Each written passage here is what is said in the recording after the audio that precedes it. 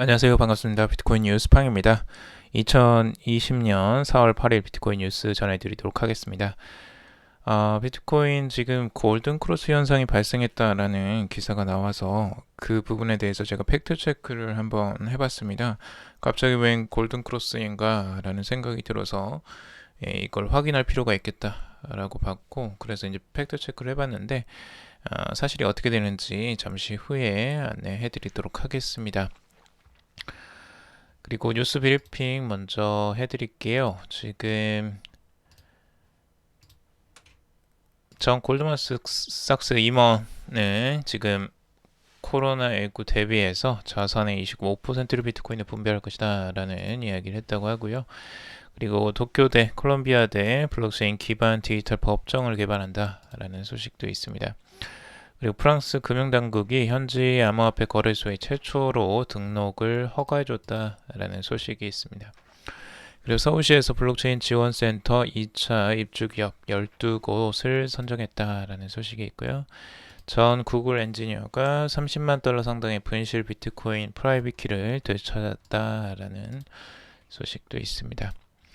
그리고 네슬레에서 커피 유통 정보 추적에 블록체인 기술을 쓴다라는 기사도 있습니다. 웹브라우저 브레이브용 암호화폐 미국 거래소에서 제미니에 상장이 된다라는 소식이 있습니다. 자, 우선은 첫 번째 소식 먼저 전해드릴 건데요. 도움이 되신다면 좋아요, 구독, 댓글 달아주시면 감사하겠고요. 투자에 관련된 정보들은 참고사항일 뿐이고 좋으니 아니니 투자하실 때 여러분들 스스로 꼭 판단하시고 결정하시기 바라겠습니다. 자, 우선은 이 애널리스트인 아슈골라가 비트코인 차트에서 2020년 1월 4일 이후 처음으로 골든 크로스 현상이 발생했다라고 하면서 머지않아 비트코인 가격은 40% 이상 상승하며 $10,000를 돌파할 것이다 라고 긍정적으로 전망을 했습니다. 그런데 이제 제가 보기에는 뭔가 좀 이상하다라는 생각이 들었습니다. 골든 크로스가 갑자기 지금 출현을 했다라는 소식인데요. 그래서 확인을 해봤습니다. 이 50일 이동평균선이 200일 이동평균선을 이 돌파하는 흐름을 주요적인 이제 골든 크로스로 지금 바라보고 있는데, 일봉상으로 한번 그걸 체크를 해봤고요. 여러분들이 한번 같이 한번 보시길 바라겠습니다. 제가 이 팩트 체크를 하면서 이 정확하게 기사만 보고는 그 사실 확인이 잘 안 되기 때문에 이런 이제 차트 같은 경우는 저희가 바로 확인을 할 수가 있잖아요. 그래서 직접적으로 확인을 해봤는데 보니까 골든 크로스가 아니라 오히려 데드 크로스 상태입니다. 지금 현재에는. 그래서 50일 이동평균선이 200일 이동평균선을 아래로 뚫고 내려가는 흐름이 나왔어요. 단기적으로 골든 크로스가 저번에 한번 나오긴 했었습니다. 근데 이때 이제 골든 크로스가 나오고 갑자기 급락을 하면서 다시 데드 크로스로 돌아서는 양상으로 바뀌었는데요.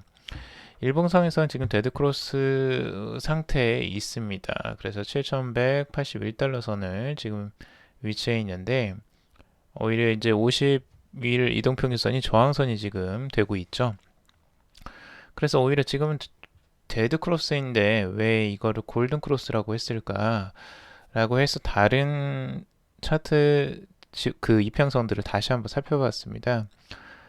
보니까 지금 4시간 봉에서 봤을 때의 52평선과 202평선이 교차하는 시점이 나오긴 했습니다. 그래서 이걸 두고 지금 하는 게 아닐까라는 생각이 듭니다. 왜냐하면 기사로 보니까 1월 4일 날 지금 골든크로스가 출연하고 지금 최초로 또 골든크로스가 출연했다라고 하는 이야기가 있었거든요.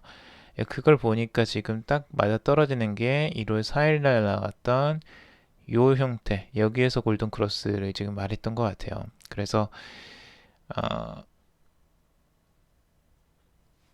요 형태를 지금 이제 잘못 말한 게 아닐까라는 생각이 좀 들긴 하는데,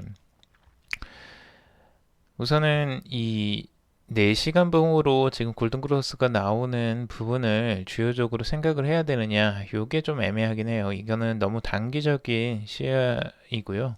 실제적으로 골든 크로스가 나온다고 해서 무조건 이때처럼 이렇게 좋기만 하는 건 아니기 때문에, 단기적으로 등락이 워낙 심하기 때문에 골든 크로스가 나오고 나서 얼마 있지 않아서 또 데드 크로스가 이렇게 금방 나오기도 합니다. 그래서 이런 부분은 변동성이 너무 큰 지표이고, 이 4시간 봉으로서의 골든 크로스는 정말 단기적인 트레이더 관점에서 지금 봤을 때의 입장이지, 이것에 큰 의미를 두기는 좀 쉽지는 않을 것 같다라는 생각이 듭니다. 또 다른 반면에서 골든 크로스가 또 있긴 합니다. 뭐 굳이 찾자면 지금 이제 100일 이동평균선이 200일 이동평균선을 돌파하는 흐름을 이제 골든 크로스라고도 할 수 있겠죠. 단기 이동평균선이 장기 이동평균선을 돌파하는 거니까. 하지만 지금 이제 그 상승세로 돌아서서 지금 이 골든 크로스가 나오는 게 아니라 수평으로 지금 이어지고 있죠. 지금 100일 이동평균선은 수평으로 가고 있고 200일 이동평균선은 아래쪽으로 향하면서 골든 크로스가 출현하는 거라, 요거는 기존의 이런 골든 크로스와는 조금 의미가 다를 수 있다라고 봐야 될 것 같습니다. 그러니까 전체적인 하락 추세에서 나오는 이런 형태이기 때문에 요거를 크게 또 해석하기는 좀 어려워 보이긴 합니다. 그래서 굳이 골든 크로스를 또 찾자면 이런 골든 크로스를 찾을 수 있는데, 그 의미나 해석은 좀 약하다라고 볼 수가 있겠죠. 자, 그리고 지금 비트코인에 대한 시세 같이 한번 살펴볼게요. 지금 비트코인은 단기적으로 지금 7,183달러 선에 위치해 있고, 계속 그 현재 위쪽으로 방향을 트는 것처럼 계속 보여주다가 살짝 내려온 상태인데, 이게 좀 아슬아슬하게 계속 상승하는 흐름들이 있습니다. 그러니까 단기적으로 크게 상승을 해주는 게 아니고 아주 야금야금 천천히 올리는 이런 흐름들이 나오고 있기 때문에, 이게 이제 웨지형으로 지금 이제 가는 게 아니냐라는 분석들도 조금씩 나오고 있습니다. 단기적으로 이제 살짝 내려오면서 RSI도 지금 60선을 지금 위치해 있고요. 그리고 일봉상으로 봤을 때에도 아까 말씀드린 것처럼 50일 이동평균선이 오히려 저항선으로 지금 작용을 하고 있죠. 그래서 위쪽에 저항으로 맞고 지금 횡보를 보여주고 있는 상태입니다. 주봉상으로는 살짝 지금 100주 이동평균선을 살짝 깨는 모습을 보여주고 있지만 강력하게 지금 올라가진 못하고 있습니다. 그래서 여기가 오히려 저항선으로 작용할 가능성들도 열어놓고 봐야 되는 입장에 있습니다. 단기적으로 여기를 확 깨고 올라가주는 큰 흐름들이 나와주는 게 좋은데, 아직까지는 그런 강력한 흐름들이 나와주지 않고 지금 거래량은 계속 감소하는 형태로 지금 올라가고 있습니다. 자, 피보나치 되돌림으로 봤을 때 지금 가격대 0.5 구간 정도로 지금 오고 있습니다. 그러니까 전체적인 하락폭의 이제 딱 절반 정도가 다시 반등이 나오는 상황인데, 이 상황이 과연 얼마나 이제 방향성을 지켜주느냐, 방향성을 바꾸느냐는 이 50% 구간, 0.5 구간을 이제 완전히 돌파를 하고 위쪽으로 방향성을 트는 게 주요해 보이고요. 단기적으로 여기에서 저항을 맞고 떨어진다면 추가적인 하락세를 또 염두에 둬야 되는 구간일 수도 있습니다.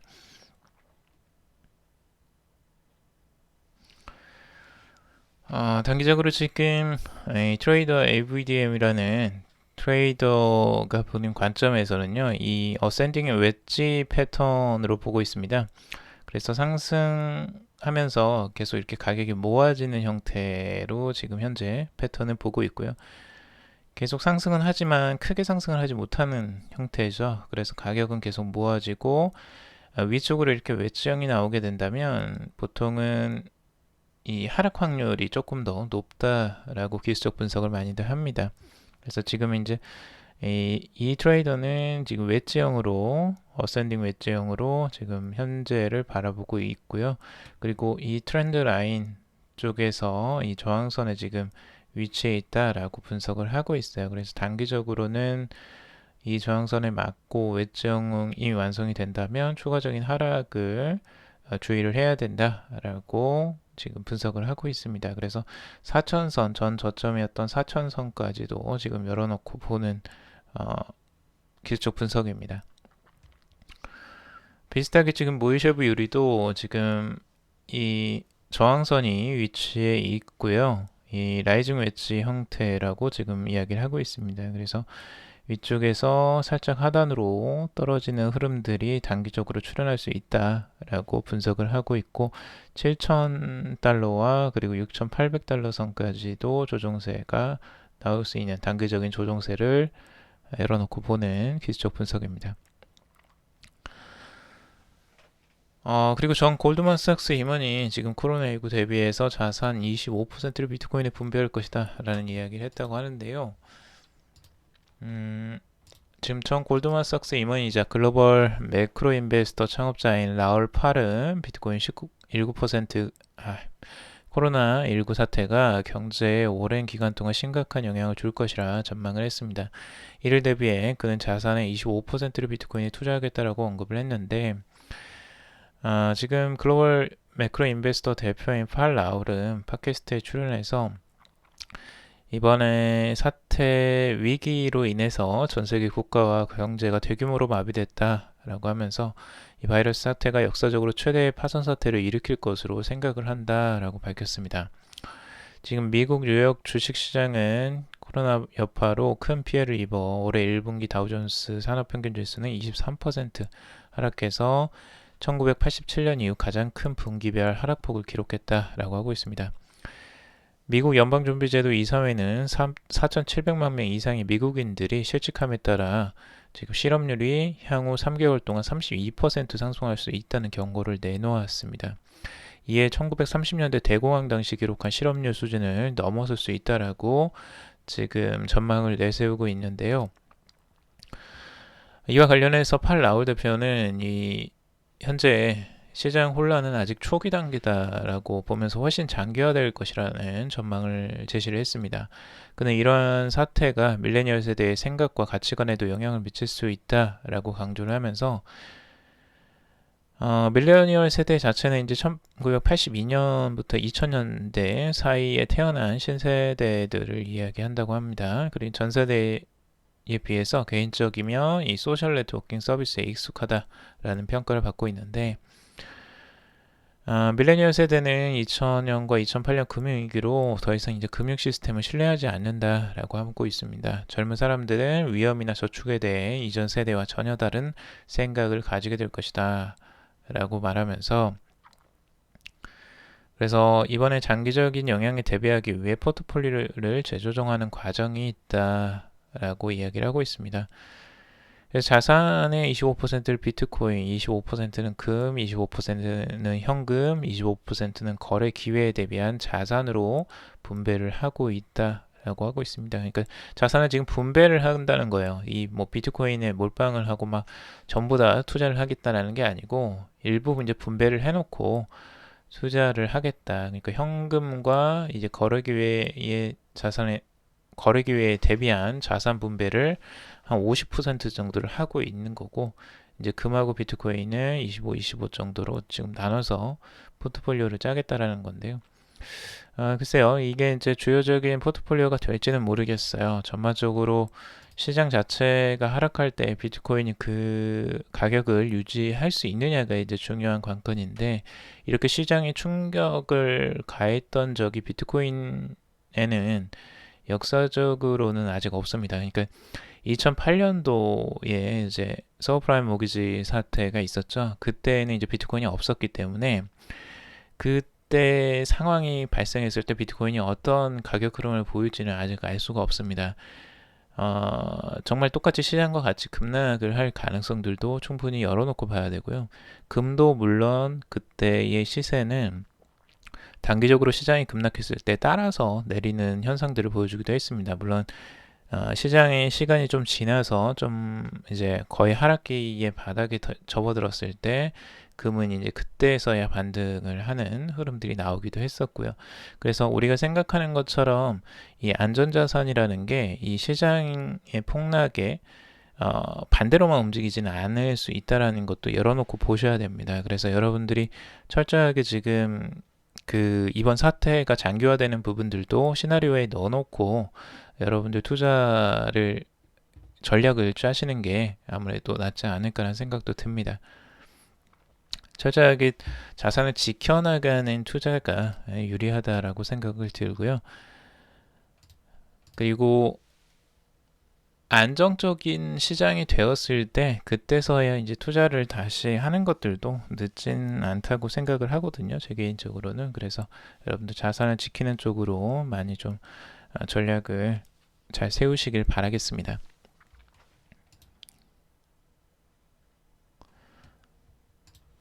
자, 그리고 도쿄대와 콜롬비아대 블록체인 기반 디지털 법정 개발.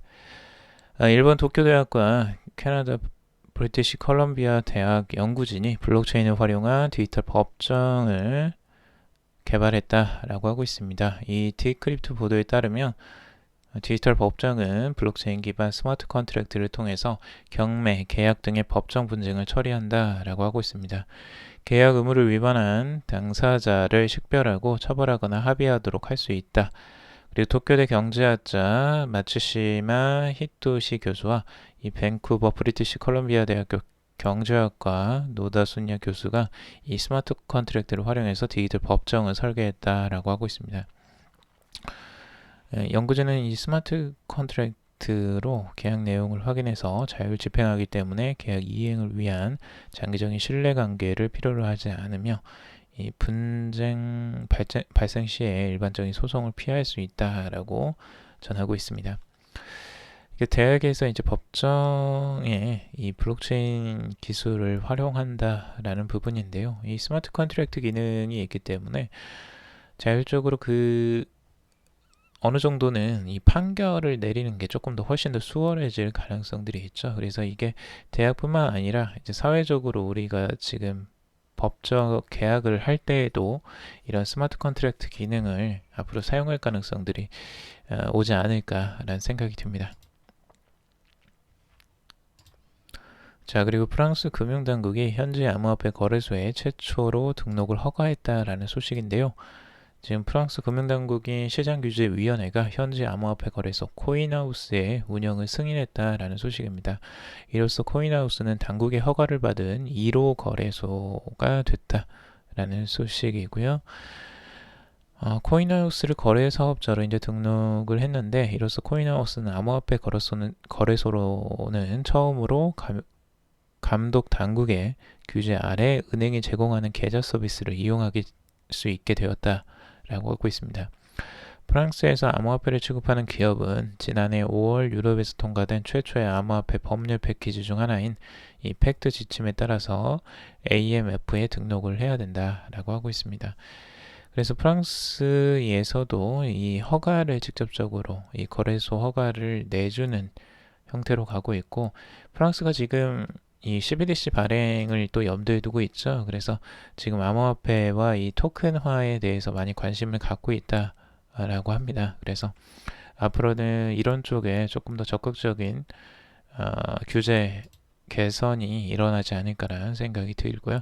유럽 전역으로도 영향을 미칠 가능성들도 높죠. 프랑스라면. 자, 그리고 서울시에서 블록체인 지원센터 2차 입주 기업 12곳을 선정했다라는 소식입니다. 서울시가 이 블록체인 지원센터에 2차 입주 기업을 선정 발표를 했는데요. 여기 12곳이 이제 들어갔다라고 하고 있습니다.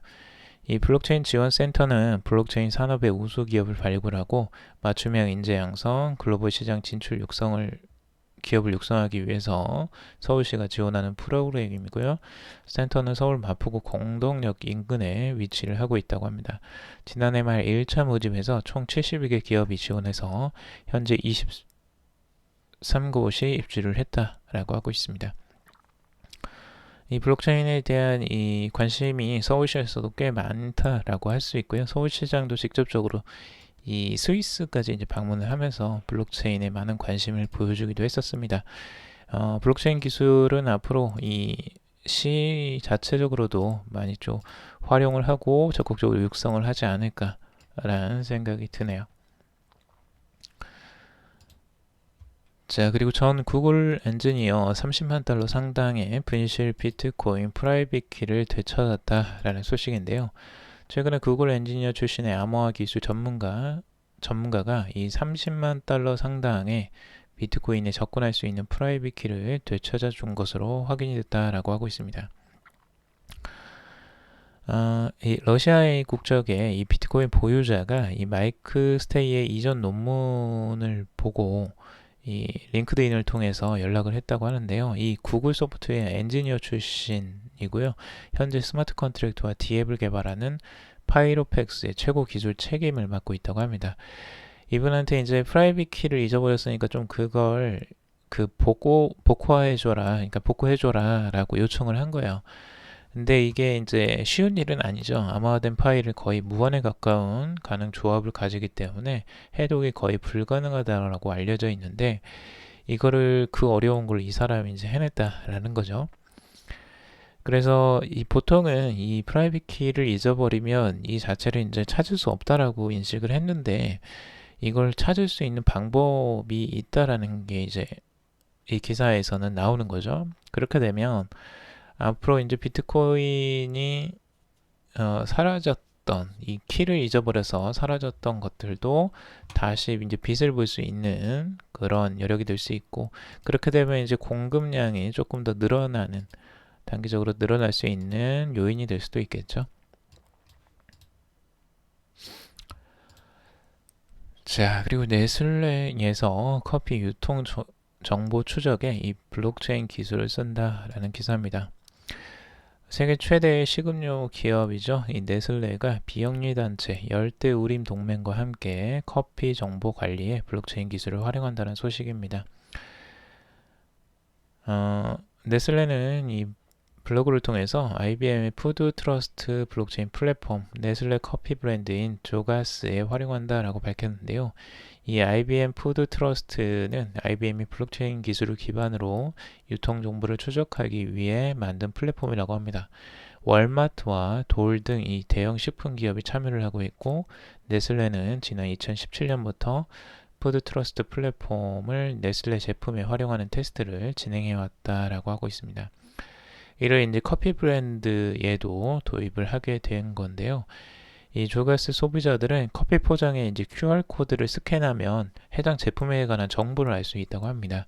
이 브라질, 르완다, 콜롬비아 등 커피의 원산지는 물론 원두 수확 시간과 그리고 로스트 시간, 그리고 수확 농장 등 관련 정보도 파악을 할 수 있다고 하네요.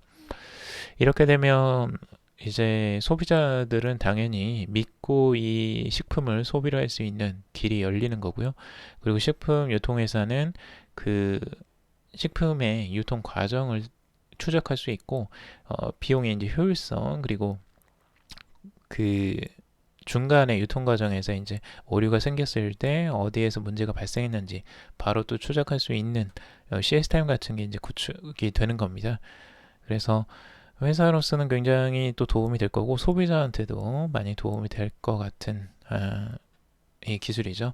그래서 앞으로 이런 블록체인 기술은 유통 과정에서 많이 활용이 될 것으로 생각이 듭니다. 자, 그리고 웹브라우저 이 브레이브가 만든 이 BAT 토큰, 이 베이직 어텐션 토큰이 암호화폐 거래소 제미니에서 거래를 지원한다라는 소식입니다. 이 제미니는 여러분도 아시다시피 그 쌍둥이 형제가 지금 하는 거죠. 제미니 형제들. 근데 윙클보스 형제들이죠. 이 BAT 거래가 이제 오는 4월 24일부터 가능하다라고 밝혔고 제미니 고객은 이 BAT는 달러 마켓, 그리고 비트코인 마켓, 그리고 이더리움 마켓에서 BAT를 사고 팔 수 있다라고 하고 있습니다. BAT는 웹브라우저인 브레이브에서 쓰이는 암호화폐이고요. 사용자가 원하지 않는 광고와 정보 추적을 차단을 합니다. 만약 이제 사용자가 광고 보기를 허락할 경우에 대가로 이 BAT를 지급을 받는다고 하고 있고요. 실제 브레이브를 만든 쪽이 이 자바스크립트 프로그래밍 언어를 개발하고 이 모질라를 공동 창업한 이 브랜단 아이히가 만들었다고 합니다. 그만큼 유명한 이 프로그래머 이제 개발자가 이제 만든 거죠. 그래서 BAT에 대한 관심도가 이제 많기도 한데 실질적으로 광고를 요즘에 많이 하나 봐요. 최근에 이제 뉴스 기사 BAT에 관련된 뉴스 기사들이 꽤 많이 또 나오고 있고 적극적으로 지금 홍보를 하는 것 같습니다. 자, 오늘 여기까지 정리를 해봤습니다. 여러분들 도움이 되셨길 바라고요. 도움이 되셨다면 좋아요, 구독, 댓글 달아주시면 감사하겠습니다. 투자에 관련된 정보들은 참고상일 뿐이고 조언이 아니니 투자하실 때는 여러분들 스스로 꼭 판단하시고 결정하시길 바라겠습니다. 금일도 방송 들어주셔서 정말 감사합니다.